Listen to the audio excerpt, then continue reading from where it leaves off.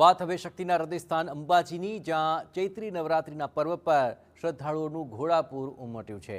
આપણે જણાવીએ કે અંબાજીમાં ચૈત્રી નવરાત્રિના પ્રથમ નોરતે આસ્થાનું આ મહામહેરામણ ઉમટી રહ્યું છે। મોટી સંખ્યામાં ભક્તોએ મા અંબાના દર્શન કર્યા અને ધન્યતાની અનુભૂતિ કરી। માવઠાના વાતાવરણ વચ્ચે મોટી સંખ્યામાં લાખો શ્રદ્ધાળુઓ જગત જનનીના ચરણે નતમસ્તક થવા માટે પહોંચ્યા છે। નવરાત્રિના પ્રારંભે અંબાજી મંદિરમાં શ્રદ્ધાળુઓ અને રાજકીય અગ્રણીઓની ઉપસ્થિતિથી ભક્તિમય માહોલ જોવા મળ્યો। પૂર્વ મંત્રી મુકેશ પટેલે ભક્તિભાવપૂર્વક મા અંબાના શિખર પર ધ્વજા અર્પણ કરી અને લોક કલ્યાણની પ્રાર્થના કરી હતી। આ સાથે જ પૂર્વ સીએમ વિજય રૂપાણીના ધર્મપત્ની અંજલિ રૂપાણી અને પુત્ર ઋષભ રૂપાણીએ પણ સહપરિવાર મા અંબાના ચરણોમાં શીશ ઝુકાવ્યું।